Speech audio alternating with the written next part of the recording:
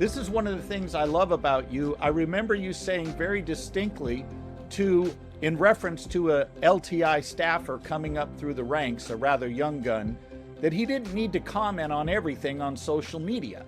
And it's okay to stay in your lane where you actually know something and not comment on everything.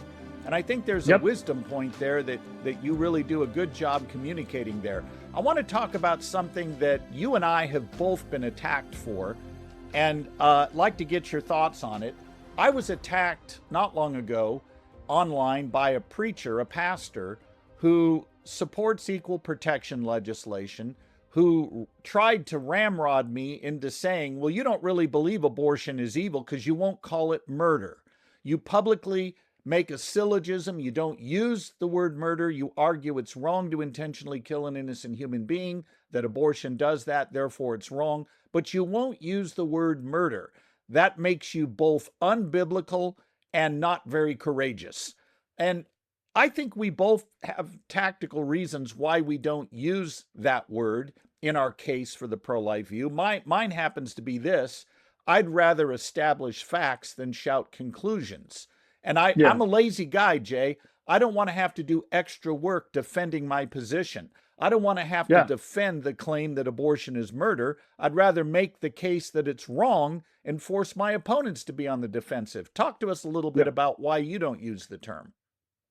I think one of the reasons is the reason that you just brought up. I would go back to, obviously Greg Koukল's book Tactics, I think, is one of the greatest books ever written about how to have conversations with people about important issues. And he goes through a series of tactical questions. The first question in there is, what do you mean by that? And I would say to any presenter, and you and I, we have a job to do. When I show up, I have a job, a single job to do. And that's to make a moral case. More often than not, it's to make a moral case for the wrongness of abortion. And so I'm very focused on the job at hand, but I also need to know my audience as best I can, because we have to have goals. I have to know who I'm talking to. I kind of have to have some sense of where they are on this issue. And then I have to have a realistic goal about what I hope to accomplish while I'm there. Now, I could just go and pound on the lectern and call everybody murderers and hope that there's some conviction in the audience as a result of the passion of my beliefs, that they will change their mind on that. That's not likely to happen. That's not an effective way, in my sense, to communicate. And so that first question that Greg offers is, what do you mean by that? To ask that question. Well, if I apply that even to myself, as I'm standing in front of an audience, if I'm trying to figure out, if I use the term murder, what do I mean by that? How does the audience receive it?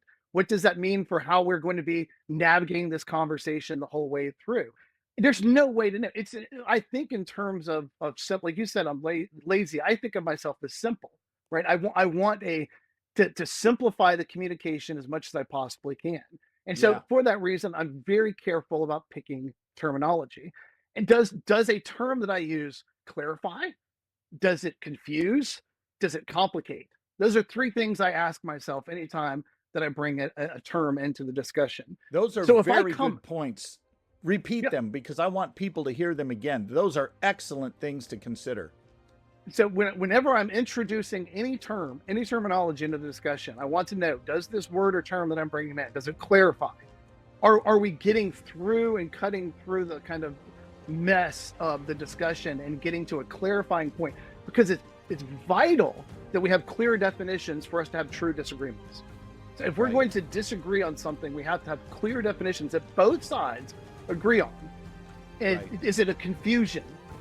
By using it, do I bring in other things that are going to make the whole issue more confusing? Are they going to hear me saying this when I mean one thing, and are they going to take it as something else? Or does it complicate the issue? By using it, do I bring in other issues?